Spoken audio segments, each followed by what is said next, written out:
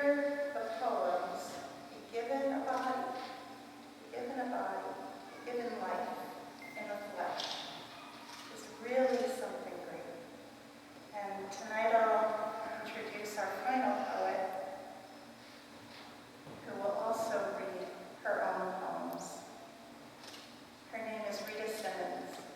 She received her BA in English Literature from Hofstra University and her MA in Teaching from Columbia University Teachers College.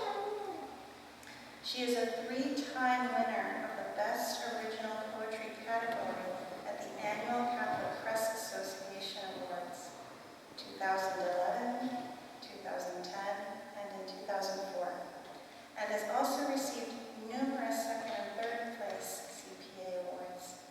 Rita has written poetry for Magnificat magazine for more than a decade.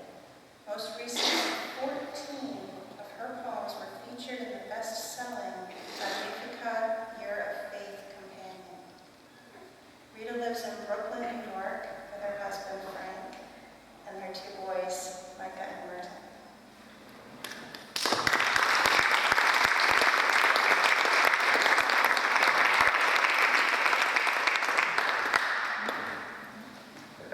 I invite you to enter in. No need to knock, but know this: I expected you long before this house had a door. It was built with you in mind. So step inside. It's clear how simple, how neat it all appears. This house has many rooms, some modern, some austere, some for children, grown and small. The couch that doesn't match, I hesitate to trash.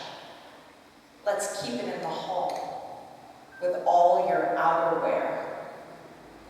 Make yourself uncomfortable. A wobbly wooden chair is the perfect place to wonder, what's the point of being here? The ceiling is so high, a living room divine. You've come to trim the tree? Don't set the star inside. What is there to break but bread? There's so much crust to crack. Let's hate to be spoon-fed, but feast beyond our grasp. You want to leave so fast? Red wine, word find, cartoon? It's suddenly embarrassing. I haven't told the truth. Though I love to entertain, I'm not confident at all. It took me days and days to hang a picture on the wall. My closet's full of games, but I can't insist we play. Some pieces have gone missing. Dice were rolled, then thrown away. Yet there's boxes full of photographs, baby toys and books. Memories in disarray are less than understood. In the attic, there's a ghost or a bird that's sound asleep. Go close, or else concede that it's nothing but a sheet.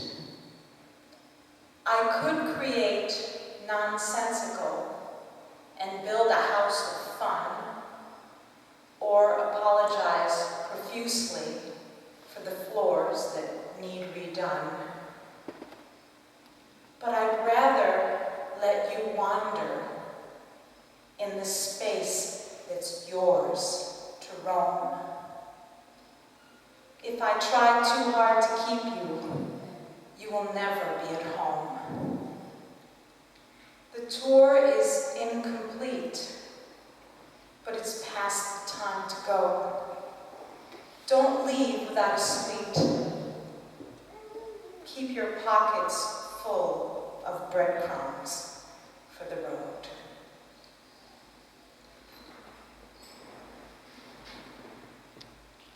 I have a question to ask you. I want you to think about this question. What is there in the space between a saint's gaze and the infant's face? Or between fleshy lips positioned to kiss? Or two hands coming towards clasp? Or a hand and a head that waits to be blessed? What is there in the space between a secret sigh and God's wide ear that gets compressed as meeting draws near, vacant to the naked eye, magnified in prayer?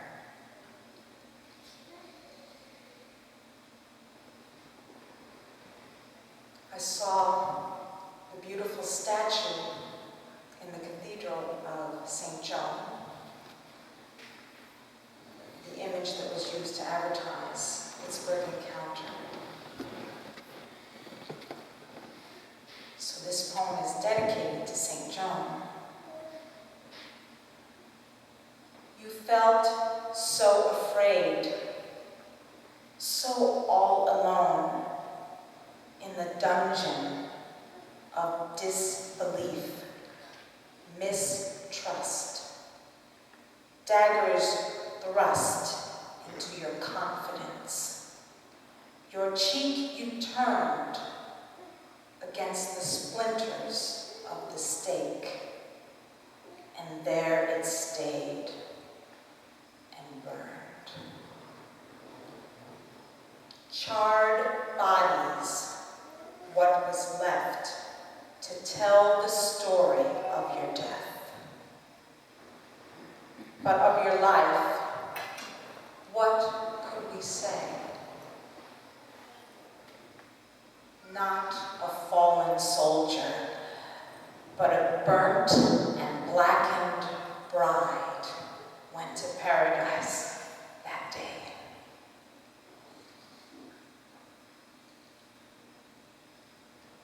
I love trees because I think that trees first loved me, to be quite honest. And I've written many poems about trees, and I just want to share two of them with you. The first is called Pruned Tree in Mid-May. This tree has lost its leaves, twigs all clipped, it sticks the air in fruitless symmetry. When all the others shimmer green, this one stands with knobby hands to twist the fall of spring. Baldness always shocks the eye, but on a tree, it poses death, round bones against the sky.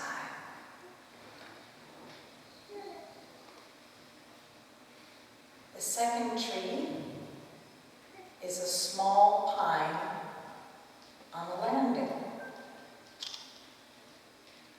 Friendless fir unspruced, perhaps abused. Upon closer view, endless warmth, attracting muse. You have the air of a waiting child, touching my pant with feather lace hands, patiently, obediently, softly needling me. You call me mother, but I never knew you.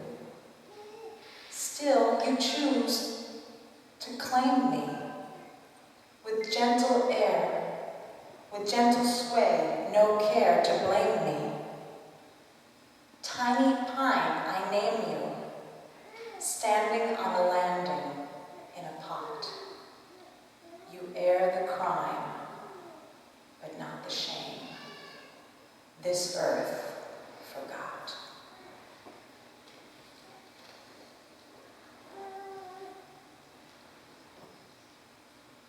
We all know about Hurricane Sandy. I don't know how many of you know about this woman named Glenda Moore, whose 2 little boys were washed away in the flooding that came from the hurricane. She panicked and she left her house. And she was in her car and the water was rising around the car. And she got out of the car and the children, just 2 little boys, gone. So this poem is called Consolation, and I wrote it for Glenda. Washed away in waves, I let my children go. All my hope, my heart, my soul, my life was in my grasp, as if a hand could hold what nature on demand explodes. Too much, too soon, too fast. I cannot close the gaping gap. I will not be consoled. These waves that crash and crush and slap and slit my every nerve, this stinging salt, this sandy surge, it's all my fault. How could it be? I will not be consoled. My baby's bodies, reft of soul. I cannot help but love what's lost, carried off, the cost, the cost. My past is present, throbbing penance. I let my children go. I will not be consoled until, with elevated reach, my children wake in glowing tide to open wide and welcome me.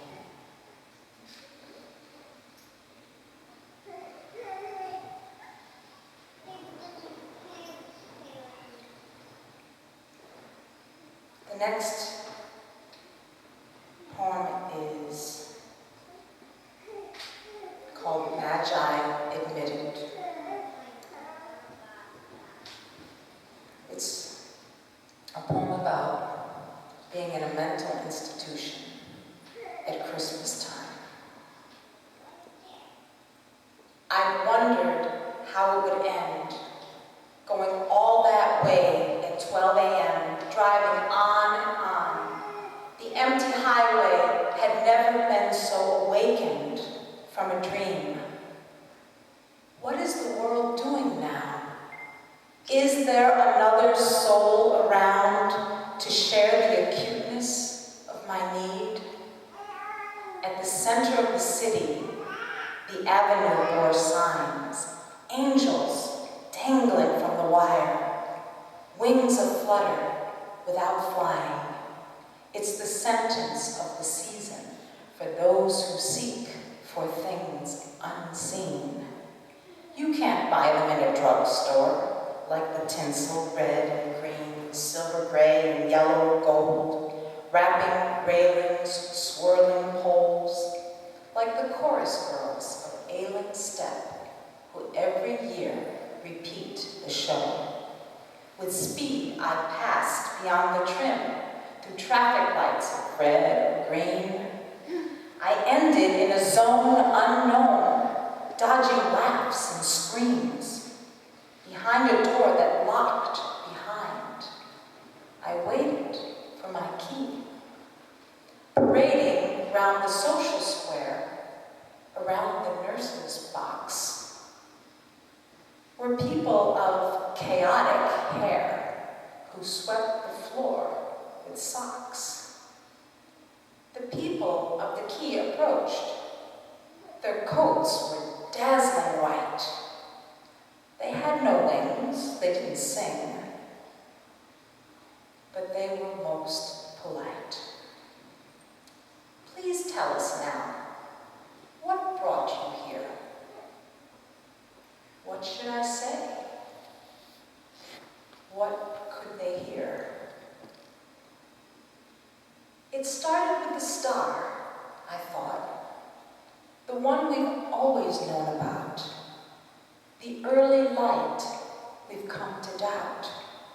I'd seen the slightest evidence on busy streets or storeroom shelves, the lights and glitter and tinkling tunes from wound-up tinkering elves, or the Santa Claus who rings for alms, deserted by his team. Such clues as these had led my search. But now, what did they mean? But there was no room in the inn for a question such as this. Their faces turned my fervor cold. So I gave them lines that fit. I get this way at holidays. I'm not a danger to myself. I wish no harm to anyone. I'm hoping to get well. I don't expect to be here long. You'll need my bed. I'll need your pills. Just send the bill and I'll be gone. I'm sure they knew by heart the song. But they marked it down and turned to leave. One more question, if you please. You have the key to free the door. But do you know where God is born? They marked it down and walked away. I'd find the babe a different way. That same night, I was stirred from sleep by a fellow traveler just brought in. She told me it was snowing out. I asked her, was it beautiful? She said she didn't know. Her face was pale and worn with tears. She said she journeyed 20 years. What brought you here? She wouldn't say. Maybe she didn't know. Her eyes were beginning to show nothing, to receive nothing, to almost completely close. Wise woman, do you know, I cried, the manger where the baby lies? I've never found him, but one thing's sure. I've lost myself for what it's worth. My heart was broken by her words. Let's search this scene for signs of birth.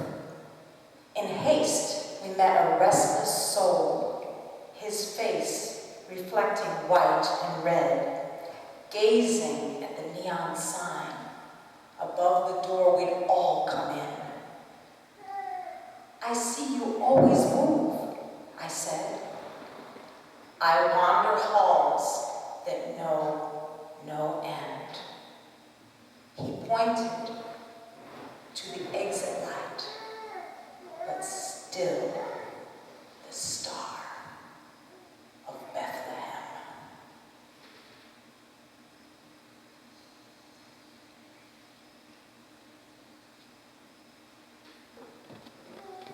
different kind of holiday poem.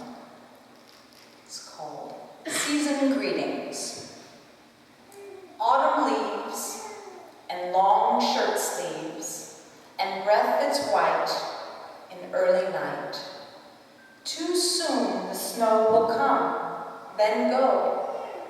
And when the earth seems hard and dead, a sleepy daisy lifts its head. Before it has a second yawn, a restless boy will mow the lawn. He doesn't think, but yet he knows how summer speeds to hardball throws. They fly through heat that's chased away by air that holds a shorter day. The boys at bat in caps and cleats will turn the page to turning leaves. On covered trails they tread to school in clothes so stiff they break the rule. Though fallen colors all must die, their smoke remains ascend the sky. Before filled lungs can cough goodbye, or startled thoughts can form a why, come holidays on brassy bells, to horses rush that can't be held. They slip on ice, they spin away. The slowest melt can't help them stay. The snow gives air its fairest flake. What's indistinct is lost in lake. But spring unfolds a luscious scene, a quick pillow while it's still green. For all that sliding into home brings browner fields and broken bones. Yet even boys that limp will run and fling their mitts to hit the sun, as if to set tall trees ablaze in orange and golden autumn glaze. When vibrant leaves descend, they cry and glide to earth on breezy sigh, so different from the brisk hello of wind that slaps around the snow. Go nature, rhyme and round the why. Just give us time to say goodbye. Thank you.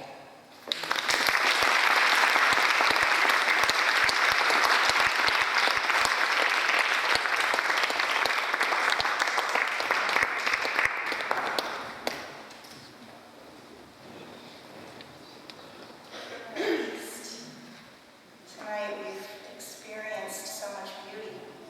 And when I look back over the day, I think about how we began, even last night, Father Vincent's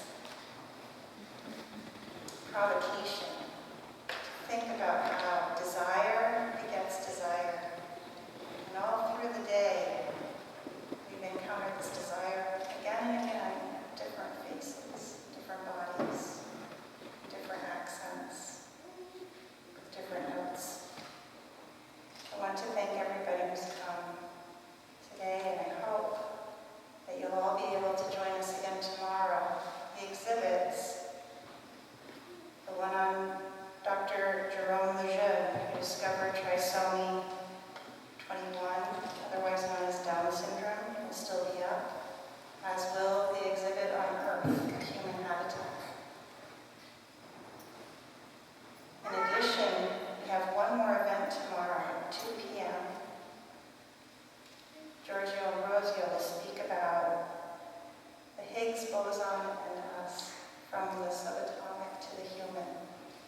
It proves